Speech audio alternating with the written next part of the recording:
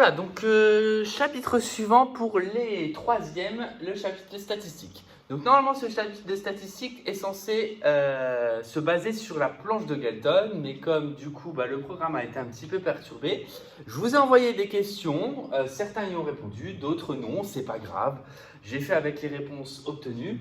Les réponses obtenues, donc je les ai notées à chaque fois, donc normalement tout ce chapitre vous êtes censé pouvoir le compléter à l'aide du texte qui est fait. Donc évidemment, on va le faire progressivement, je vais le corriger au fur et à mesure, mais ce sont quasiment que des révisions. Sauf peut-être pour certains, la notion de médiane qui aura lieu à la fin du chapitre n'a peut-être pas été étudiée en quatrième, mais en tout cas, voilà, on va la découvrir ensemble s'il le faut. Donc la première question que je vous ai posée, donc une enquête statistique, c'est je vous en avais peut-être vécu déjà dans la rue. Quelqu'un arrive et il vous pose des questions. Les questions, donc elles peuvent être de différents types. En tout cas, notamment les réponses vont être de différents types. La population qui va être étudiée, c'est les gens qui vont être interrogés. Elle peut être ciblée ou pas, ou totalement au hasard.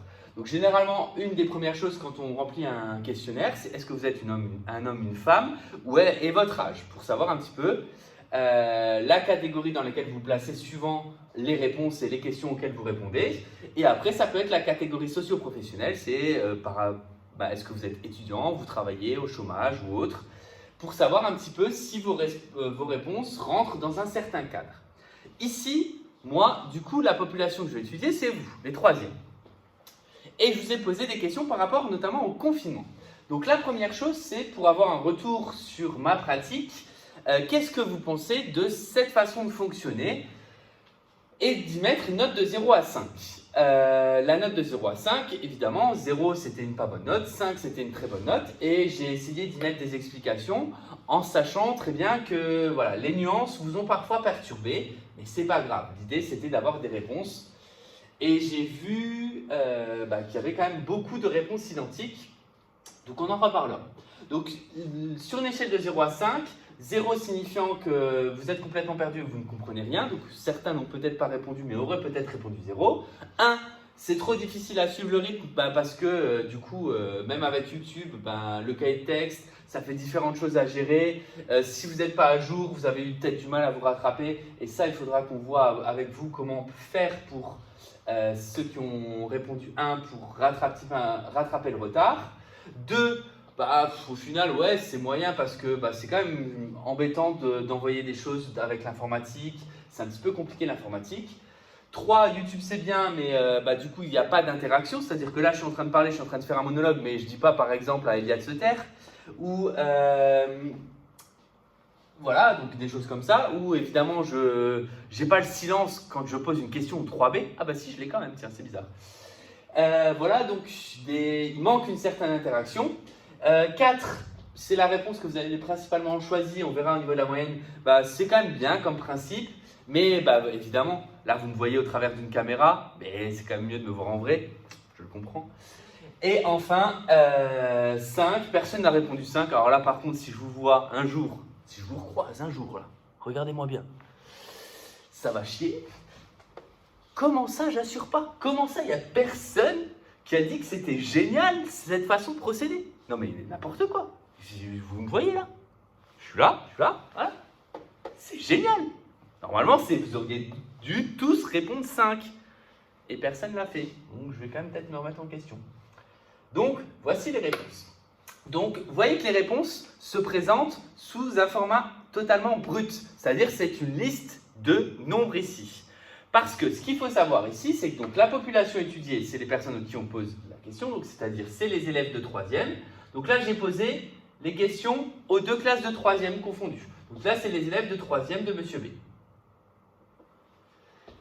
L'effectif total, c'est le nombre de personnes qui a été interrogées et surtout le nombre de personnes qui ont accepté répondre. Parce que du coup, je suis passé par un moyen rapide pour vos réponses, mais certains n'étaient pas là au bon moment, donc tout le monde n'a pas répondu. Donc là, l'effectif total, c'est simplement le nombre de réponses. Ici, comment connaître le nombre de réponses? Il suffit de les compter.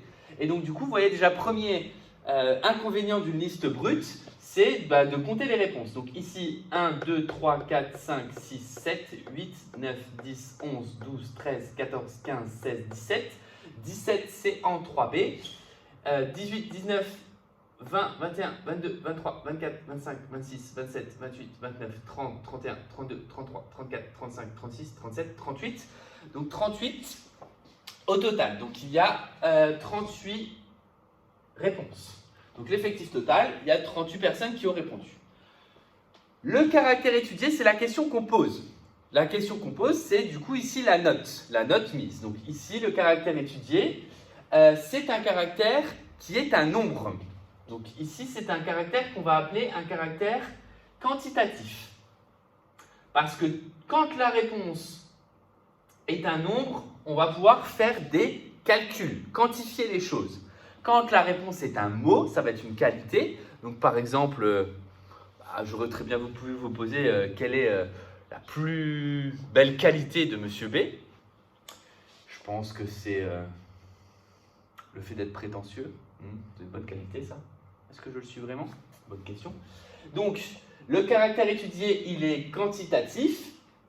Si la question imposait un mot comme réponse, on parlerait d'un caractère qualitatif, d'une qualité. Avec une qualité, on ne va pas pouvoir faire de calcul, mais vous l'avez peut-être vu en quatrième, on va pouvoir faire des graphiques, notamment des diagrammes circulaires. Et dans les caractères quantitatifs, on va distinguer deux types de réponses. Les caractères quantitatifs discrets et les caractères quantitatifs continus. Dans un premier temps, on va parler ici d'un caractère quantitatif discret parce que, au final, vous pouviez répondre 0, 1, 2, 3, 4, 5, mais vous ne pouviez pas répondre 2,5, 2,2. Tous les nombres n'étaient pas possibles et surtout, il y avait des trous entre les nombres. Vraiment l'exemple marquant pour comprendre la différence entre un caractère quantitatif discret et un caractère quantitatif continu que je donne généralement en classe, c'est si je vous pose la question combien vous avez de chats. Vous ne pouvez pas me répondre 2,5.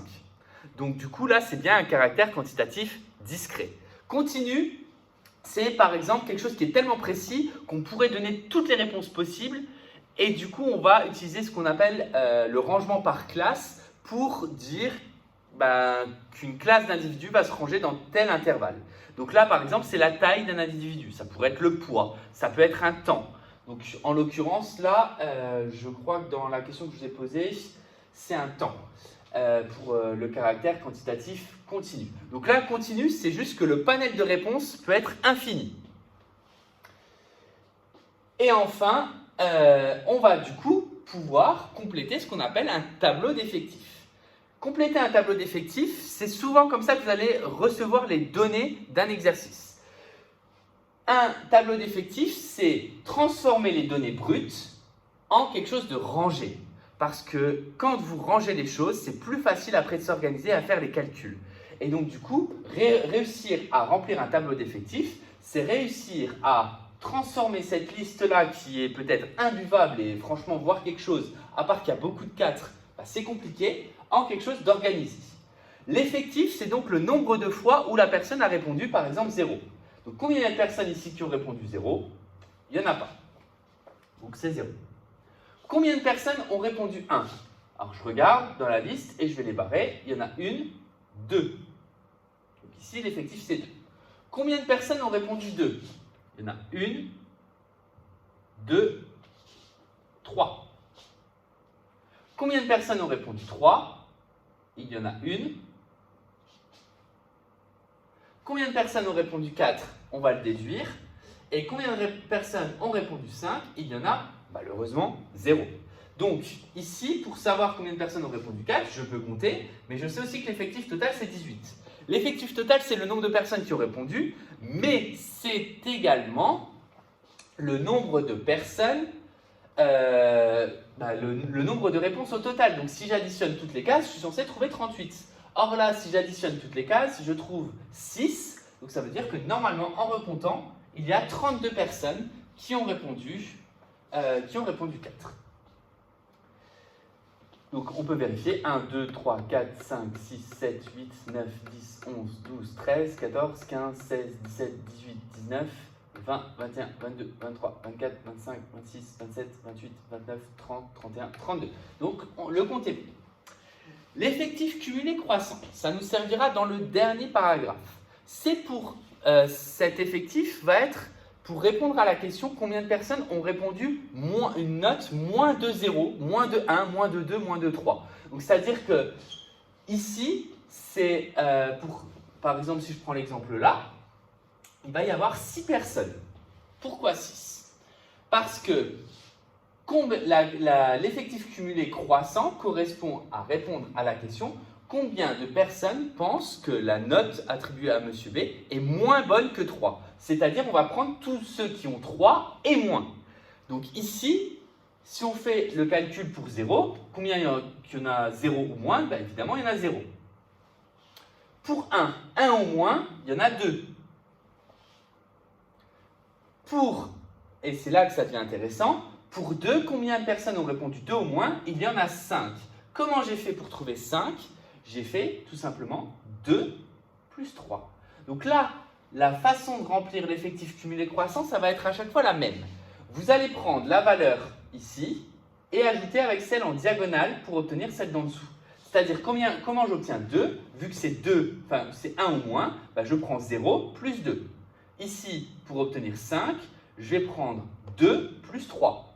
Ici, pourquoi 6? Parce que je prends les 5 qui sont là et j'ajoute 1. Je ne suis pas obligé à chaque fois d'additionner tous les nombres qu'il y avait avant. Évidemment, je peux. Combien de personnes ont répondu 4 ou moins? Il y en a 6 plus 32, c'est-à-dire 38. Combien de personnes ont répondu 5 ou moins? Il y en a également 38, parce que 38 plus 0. Et là, on y barre le total puisqu'il n'a aucun sens. Donc là, c'est pour avoir une idée des personnes qui ont répondu moins de quelque chose, moins d'un caractère donné. On va appliquer exactement le même principe sur le mot fréquence. Et pour la fréquence, donc là je ne déroule pas le cours qui est en dessous, toutes les définitions sont notées en dessous pour vous permettre de compléter. La fréquence, c'est tout simplement l'apparition, alors si on l'avait en pourcentage, s'il y avait 100 personnes qui avaient répondu. Donc la fréquence, elle peut être décimale, fractionnaire ou en pourcentage. Dans tous les cas, la fréquence, c'est la proportion. Donc une proportion, on va te demander, c'est un peu comme en proba, quelle proportion de billes blanches il y a dans une urne. Là, quelle proportion d'élèves ont répondu 0?